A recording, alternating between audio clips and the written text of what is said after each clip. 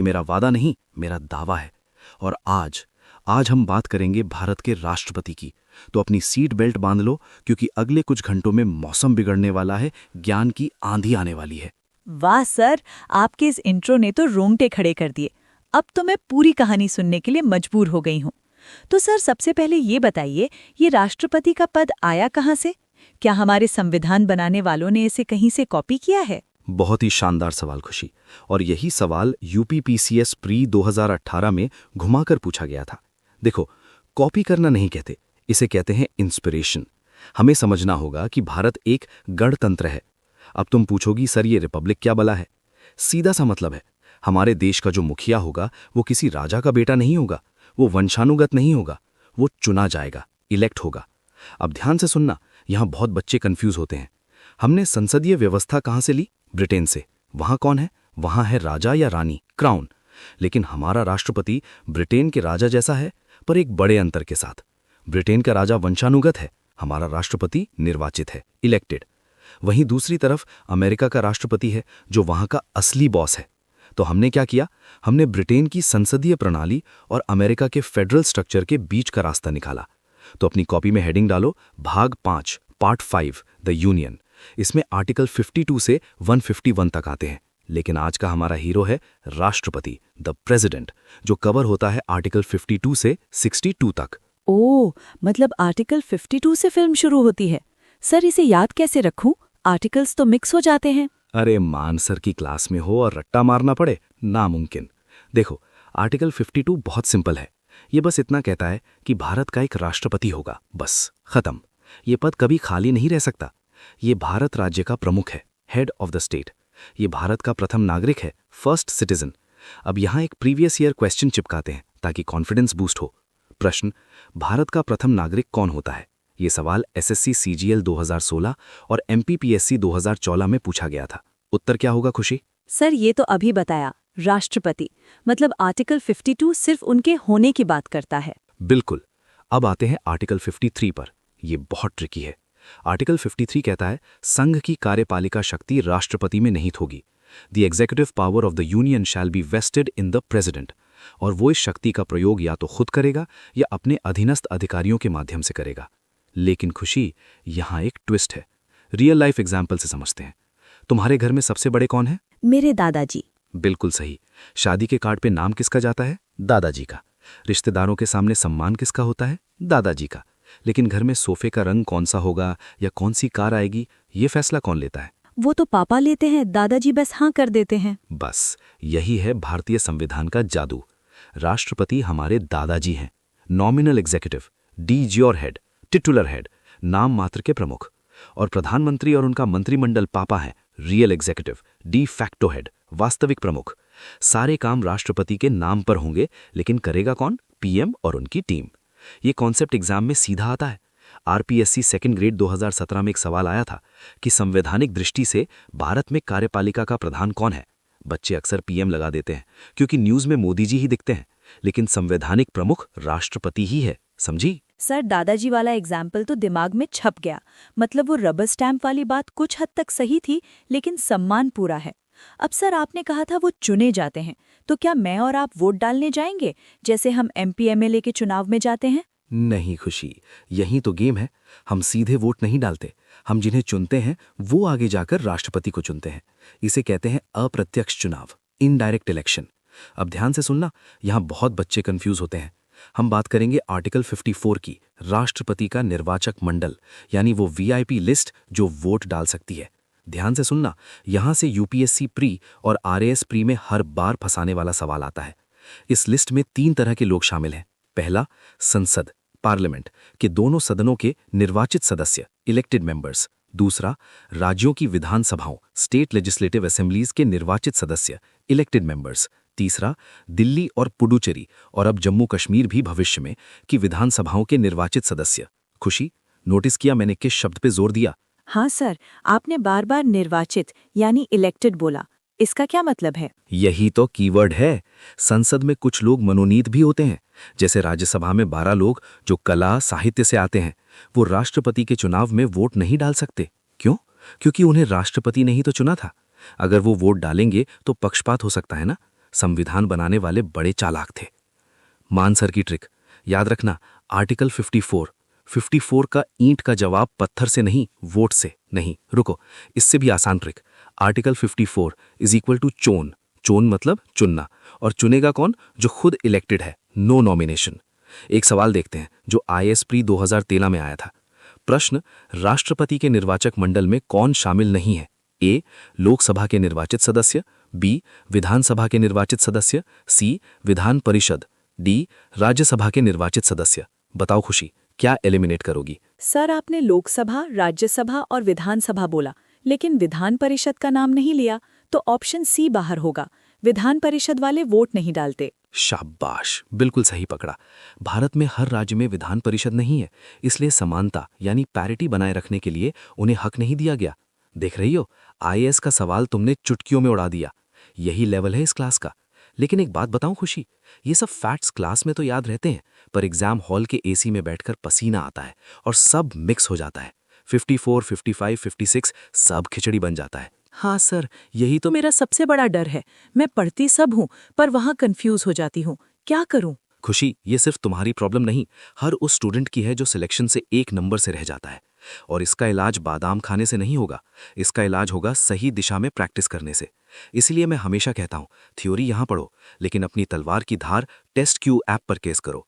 तुम्हें पता है, टेस्टक्यू ऐप पर हमने इस बार संविधान के हर चैप्टर के बाद ऐसे 1 लाइनर्स और मॉक टेस्ट डाले हैं जो सीधे एग्जाम पैटर्न पर है। खासकर जो बच्चे RPSC 2nd ग्रेड या टीचर एग्जाम्स की तैयारी कर रहे हैं, उनके लिए तो वहाँ रामबाण औषधि उपलब्ध है। कीमत पता है कितनी है? एक सिल्क चॉकलेट से भी कम है। सोचो, एक चॉकलेट का मजा 10 मिनट रहेगा, लेकिन अगर उस कीमत में टेस्टक्यू की टेस्ट सीरीज से 2 सवाल भी एग्जाम में आ गए तो पूरी जिंदगी का मजा बन जाएगा।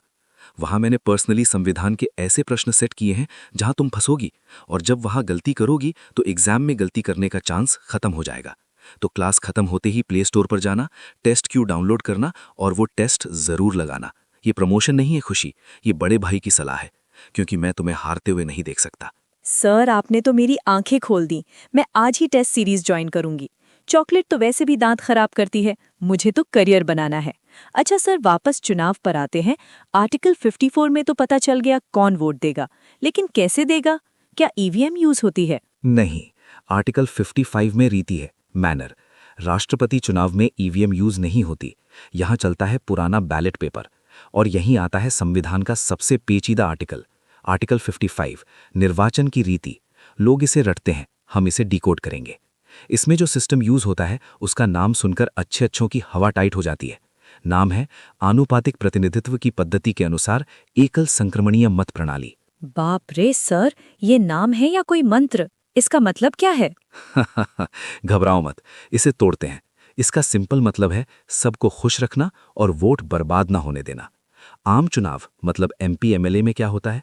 जिसे सबसे ज्यादा वोट मिले वो जीत गया, फर्स्ट पास्ट द पोस्ट, चाहे उसे 100 में से 20 वोट मिले हों और बाकी 80 वोट बिखर गए हों। लेकिन राष्ट्रपति पूरे देश का है, उसे आधे से ज्यादा लोगों का समर्थन चाहिए। इसलिए यहां जीतने के लिए 50% + 1 वोट यानी कोटा चाहिए होता है। और एकल संक्रमणीय मतलब अगर तुम्हारा पसंदीदा कैंडिडेट रेस से बाहर हो गया तो तुम्हारा वोट कचरे में नहीं जाएगा, वो तुम्हारी दूसरी पसंद वाले कैंडिडेट को ट्रांसफर हो जाएगा। मतलब तुम बैलेट पेपर पर सिर्फ टिक नहीं लगाती, तुम प्रेफरेंस देती हो 1, 2, 3 कि मैं चाहती हूं A बने, अगर A नहीं तो B बने। ये सिस्टम आयरलैंड से लिया गया है। मानसर की ट्रिक याद रखना, आर्टिकल 55, 55 में प्रेफरेंस, पर का साउंड मैच करो, 55 में प्रेफरेंस। सर, यहाँ से कोई सवाल बनता है क्या? हाँ बिल्कुल, यहाँ से एक बहुत गहरा सवाल UPSC मेंस और RPSC में बनता है। एक विधायक MLA के वोट की वैल्यू ऑफ वोट कैसे निकलती है? क्या यूपी के विधायक और सिक्किम के विधायक के वोट की ताकत बराबर है? बिल्कुल नहीं। यूपी की जनसंख्या ज्यादा है तो यूपी के विधायक के वोट की वैल्यू ज्यादा होगी, वर्तमान में 208। सिक्किम की कम है तो कम होगी 7। ये क्यों? ताकि राष्ट्रपति चुनाव में बड़े राज्यों की आबादी की सही नुमाइंदगी हो सके। इसे कहते हैं समरूपता, यूनिफॉर्मिटी। ओके सर, मतलब प्रोसेस बहुत फेयर है। अच्छा सर, मेरी उम्र 22 साल है, क्या मैं राष्ट्रपति का चुनाव लड़ सकती हूँ? मुझे भी रायसीना हिल्स में रहना है। अरे वाह, इरादे तो बुलंद हैं, लेकिन अभी तुम्हें इंतजार करना पड़ेगा। अब आते हैं आर्टिकल 58, योग्यताएं, क्वालिफिकेशंस पे। राष्ट्रपति बनने के लिए चेकलिस्ट देखो। 1. भारत का नागरिक हो। 2. 35 वर्ष की आयु पूरी कर चुका हो। तुम अमी 22 की हो तो 13 साल और रुको। 3. लोकसभा का सदस्य बनने की योग्यता रखता हो। ध्यान देना, सदस्य होना जरूरी नहीं, बस योग्यता होनी चाहिए। 4. लाभ के पद पर ना हो। आरपीएससी आरएएस 2018 का प्रश्न देखो।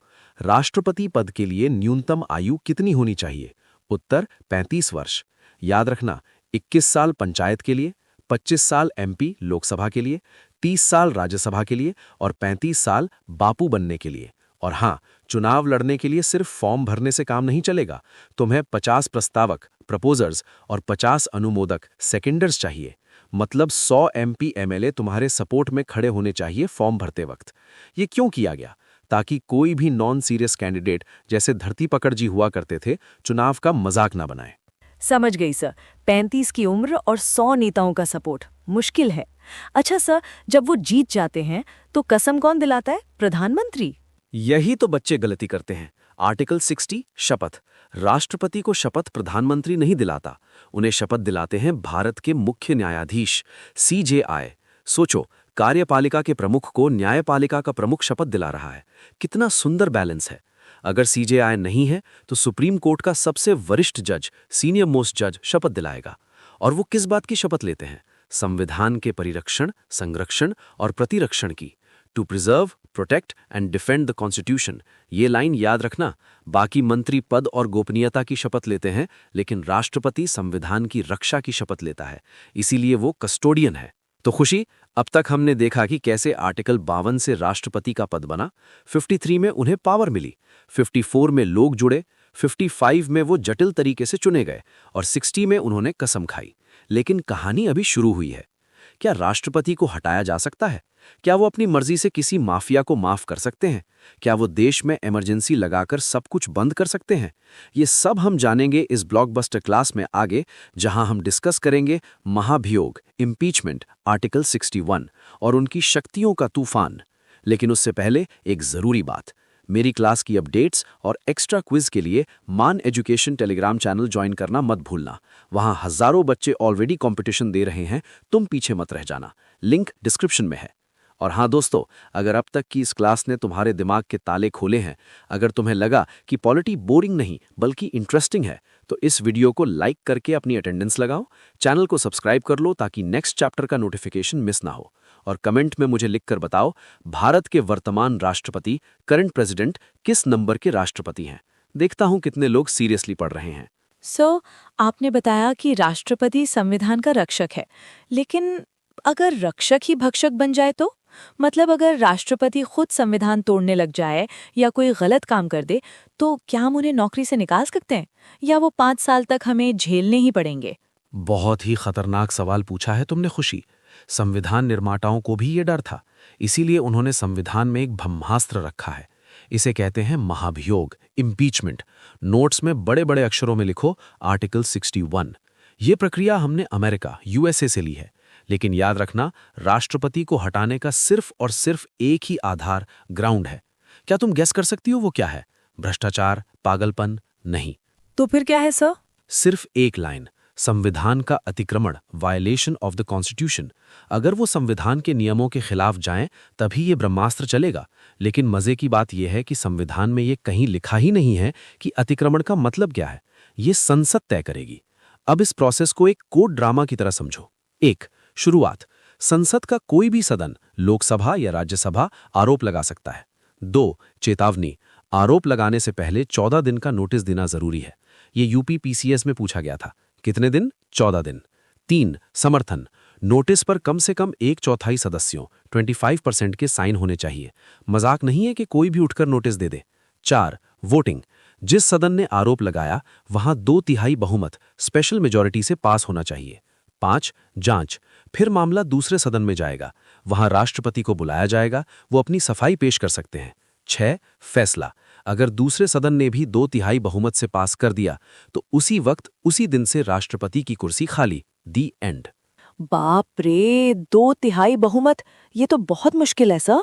बिल्कुल, इसीलिए आज तक भारत के इतिहास में किसी भी राष्ट्रपति पर महाभियोग नहीं चलाया गया है। ये हमारा गौरव है। लेकिन खुशी, यहाँ एक सुपर ट्रिकी पॉइंट है जहाँ यूपीएससी और एसएससी सीजीएल वाले बच्चों को फंसाते हैं। याद है चुनाव में कौन वोट देता था? हाँ सर, आपने रटाया था HON, केवल निर्वाचित MPs और MLAs। शानदार। अब ध्यान से सुनना, हटाने में गेम उल्टा हो जाता है। हटाने में एक, संसद के सभी सदस्य इलेक्टेड प्लस नॉमिनेटेड वोट देते हैं, मतलब वो 12 लोग जो चुनाव में बाहर थे अब वो बदला ले सकते हैं। 2, राज्यों की विधानसभाओं MLAs का इसमें कोई रोल नहीं होता। मान सर स्ट्रिक, बनाते वक्त सब साथ थे, बिगाड़ते यानी कि हटाते वक्त सिर्फ केंद्र यानी कि पार्लियामेंट है। ये लाइन याद कर लो, RPSC और BPSC का फेवरेट सवाल है ये। अब एक PYQ देखो, राष्ट्रपति के महाभियोग में कौन भाग लेता है? A, केवल लोकसभा के निर्वाचित सदस्य, B, संसद के दोनों सदनों के निर्वाचित सदस्य, C, संसद के दोनों सदनों के कुल सदस्य, D, राज्य विधानसभा के सदस्य। बताओ खुशी। सर, अब तो नहीं फंसूंगी। चुनाव में निर्वाचित और हटाने में कुल, तो ऑप्शन C सही है, संसद के दोनों सदनों के कुल सदस्य। परफेक्ट। 2 करोड़ का सवाल जीत लिया तुमने काल्पनिक रूप से। यही क्लैरिटी चाहिए मुझे। जब तुम ऐसे जवाब देती हो ना तो लगता है मेरी मेहनत सफल हो रही है। Thank you sir. अच्छा, मान लो महाभियोग लग गया या भगवान न करे राष्ट्रपति की मृत्यु हो जाए, जैसे जाकिर हुसैन साहब की हुई थी, तो कुर्सी तो खाली हो जाएगी। देश बिना हेड के कैसे चलेगा? देश 1 मिनट भी बिना हेड के नहीं रुक सकता। आर्टिकल 62 कहता है अगर कुर्सी खाली हुई तो तुरंत उपराष्ट्रपति कार्यवाहक राष्ट्रपति बन जाएंगे। और अगर उपराष्ट्रपति भी बीमार हो या मौजूद ना हो तो? Good question. ऐसा एक बार हुआ था 1969 में। राष्ट्रपति जाकिर हुसैन की मृत्यु हो गई, वीवी गिरी उपराष्ट्रपति ने भी इस्तीफा दे दिया, दोनों पद खाली। तब आए CJI, उस समय थे मोहम्मद हिदायतुल्लाह, उन्होंने राष्ट्रपति का काम संभाला। और अगर CJI भी ना हो तो सुप्रीम कोर्ट का सबसे वरिष्ठ जज, सीनियर मोस्ट जज शपथ दिलाएगा। लेकिन याद रहे, ये जुगाड़ सिर्फ 6 महीने के लिए है। 6 महीने के अंदर अंदर नया चुनाव कराना अनिवार्य है। अमेरिका में क्या होता है, अगर प्रेसिडेंट हटा तो वाइस प्रेसिडेंट बचे हुए समय के लिए प्रेसिडेंट बन जाता है। लेकिन भारत में नया राष्ट्रपति पूरे 5 साल के लिए चुना जाता है। नोट खुशी, ये सारे फैक्ट्स, ये फ्लो चार्ट्स जो हम डिस्कस कर रहे हैं, ये सब मैंने टेस्टक्यू ऐप पर संविधान नोट्स वाले फोल्डर में डाल दिए हैं। क्लास के बाद उन्हें एक बार पढ़ लेना, विजुअल मेमोरी बन जाएगी। ठीक है सर, कुर्सी बचाना और भरना तो सीख लिया। अब बताइए, कुर्सी पर बैठकर वो करते क्या हैं? उनके पास पावर क्या है? अब शुरू होता है असली खेल, राष्ट्रपति की शक्तियों का समुद्र। इसे हम टुकड़ों में बांटेंगे ताकि हजम हो सके। सबसे पहले कार्यपालिका शक्तियां, एग्जीक्यूटिव पावर्स। याद है आर्टिकल 53? सारी शक्ति राष्ट्रपति में है। इसका व्यावहारिक रूप देखो, भारत सरकार का हर काम राष्ट्रपति के नाम से होता है, आर्टिकल 77। लेकिन क्या वो अपनी मर्जी से करते हैं? नहीं।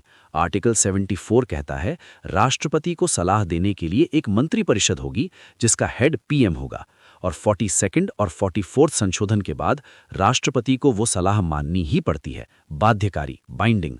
वो बस एक बार पुनर्विचार के लिए लौटा सकते हैं। अपॉइंटमेंट्स का किंग, राष्ट्रपति भारत के HR मैनेजर भी हैं।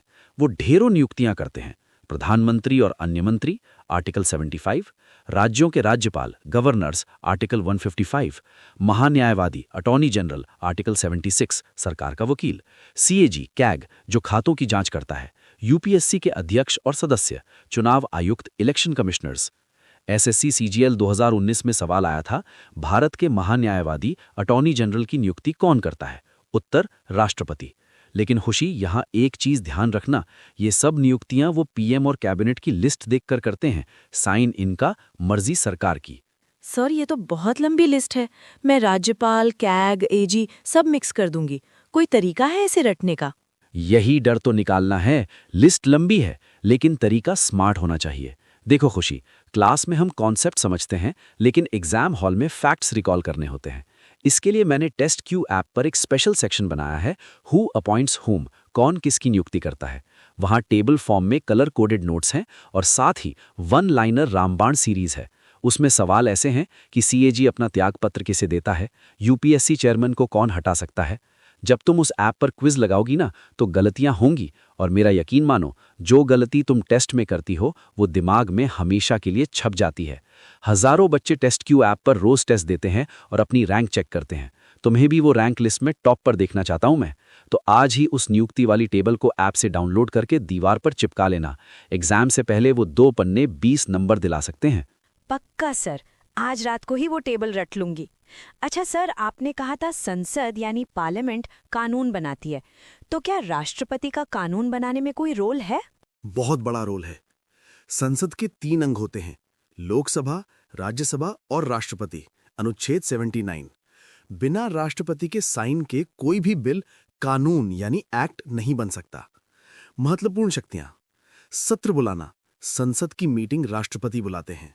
17वां सरण, मीटिंग खत्म करने की घोषणा भी वही करते हैं। लोकसभा भंग करना, डिसॉल्व, अगर पीएम कहें तो वो लोकसभा को 5 साल से पहले भी खत्म कर सकते हैं। अनुच्छेद 85। और सबसे मजेदार पावर, जॉइंट सिटिंग, संयुक्त अधिवेशन, आर्टिकल 108। मान लो लोकसभा और राज्यसभा में लड़ाई हो जाए, एक बिल पास करे, दूसरा रोक ले, तो पापा यानी राष्ट्रपति दोनों बच्चों को एक कमरे में बुलाते हैं और कहते हैं सुलझाओ इसे। इसे कहते हैं जॉइंट सिटिंग। बुलाता कौन है? राष्ट्रपति। लेकिन अध्यक्षता कौन करता है? लोकसभा स्पीकर। ये याद रखना, यहां बहुत बच्चे फंसते हैं। PYQ alert, MPPSC 2018। संसद के संयुक्त अधिवेशन को कौन आहूत करता है? कॉल। उत्तर, राष्ट्रपति। इसके अलावा वो राज्यसभा में 12 सदस्यों को मनोनीत करते हैं। आर्टिकल 80। ये वो लोग होते हैं जो साहित्य, विज्ञान, कला और समाज सेवा के एक्सपर्ट होते हैं, जैसे सचिन तेंदुलकर या रेखा जी। ओह, मतलब संसद की चाबी भी उन्हीं के पास है। सर, क्या वो खुद भी कानून बना सकते हैं? मतलब अगर संसद की छुट्टी चल रही हो और देश में इमरजेंसी आ जाए तो? क्या बात है खुशी, तुम तो अब वकीलों वाले सवाल पूछने लगी हो। इसका जवाब है हाँ। इसे कहते हैं अध्यादेश, ऑर्डिनेंस, आर्टिकल 123। जब संसद बंद हो तो राष्ट्रपति का ऑर्डर ही कानून बन जाता है। इसकी पावर संसद के कानून के बराबर होती है, लेकिन इसकी एक एक्सपायरी डेट होती है। संसद के दोबारा खुलने के 6 हफ्तों के अंदर इसे पास कराना पड़ता है, वरना ये खत्म हो जाएगा। मानसर्स ट्रिक, आर्टिकल 123। 123 कानून बना दीन। 123 is equal to ordinance power. बहुत आसान है याद रखना। 1 2 3 कानून बना दीन। वाह सर, ये तो कभी नहीं भूलूंगी। सर, आज तो दिमाग भर गया। इम्पीचमेंट, वैकेंसी, अपॉइंटमेंट्स, ऑर्डिनेंस, बहुत कुछ हो गया। हाँ, आज का डोज काफी हैवी है, इसे पचाना जरूरी है। लेकिन पिक्चर अभी बाकी है मेरे दोस्त। आगे हम देखेंगे राष्ट्रपति का सबसे इमोशनल साइड, क्षमादान शक्ति, पार्डनिंग पावर, आर्टिकल 72। कैसे वो फांसी के फंदे पर लटके मुजरिम को भी जीवन दान दे सकते हैं। और उनका सबसे रौद्र रूप, आपातकाल, इमरजेंसी पावर्स, जब वो देश के फंडामेंटल राइट्स भी छीन सकते हैं। और हाँ, वीटो पावर, जब वो जेब में बिल रखकर भूल जाते हैं, पॉकेट वीटो। तो इसे मिस मत करना, क्योंकि इमरजेंसी से हर साल सवाल आता है। सर, हमने राष्ट्रपति की राजनीतिक ताकतें तो देख लीं, लेकिन मैंने सुना है कि वो किसी की फांसी भी रुकवा सकते हैं। क्या सच में एक इंसान के पास इतनी ताकत हो सकती है कि वो मौत के मुंह से किसी को खींच ले? ये तो भगवान वाला काम हो गया। हाँ खुशी, इसे कहते हैं क्षमादान की शक्ति, पार्डनिंग पावर। संविधान का आर्टिकल 72 राष्ट्रपति को वो ताकत देता है जो सुप्रीम कोर्ट के जजों के कलम की स्याही सूखने के बाद काम आती है। जब न्यायपालिका के सारे दरवाजे बंद हो जाते हैं, तब एक दरवाजा खुलता है, राष्ट्रपति भवन का दया द्वार, मर्सी डोर। लेकिन ध्यान रखना, राष्ट्रपति कोई कोर्ट नहीं है। वो सबूतों को दोबारा नहीं तौलते, वो बस दया और सार्वजनिक कल्याण के आधार पर फैसला लेते हैं। और ये शक्ति भी वो मंत्रिपरिषद की सलाह पर ही इस्तेमाल करते हैं। इसमें 5 तरह के हथियार हैं उनके पास। यहां से सवाल यूपीएससी और एसएससी में मैच द फॉलोइंग में आते हैं। ध्यान से सुनना। क्षमा मतलब क्लीन चिट, सजा भी माफ और गुनाह भी माफ। बंदा ऐसे बाहर निकलेगा जैसे उसने कभी कुछ किया ही नहीं है। लघुकरण, इसमें सजा का नेचर बदल दिया जाता है, जैसे फांसी को बदलकर आजीवन कारावास कर देना। सजा कठोर से हल्की हो गई। परिहार, इसमें सजा की मात्रा कम होती है, नेचर नहीं, जैसे 5 साल की जेल को 2 साल कर देना, लेकिन जेल तो जेल ही रहेगी। विराम, ये स्पेशल केस में होता है, जैसे अगर कोई महिला अपराधी गर्भवती है या कोई अपराधी शारीरिक रूप से विकलांग है तो उसकी सजा कम कर देना। प्रविलंबन, इसका मतलब है टेम्पररी रोक, स्टे, खासकर फांसी की सजा पर, ताकि अपराधी को दया याचिका लगाने का वक्त मिल सके। एक पीवाईक्यू देखो, राष्ट्रपति की क्षमादान शक्ति किस अनुच्छेद में है? उत्तर आर्टिकल 72। मानसर्स ट्रिक 72। फांसी से तो जिंदगी 72 ही है ना, तो 72 में लाइफ बेहतर हो जाती है।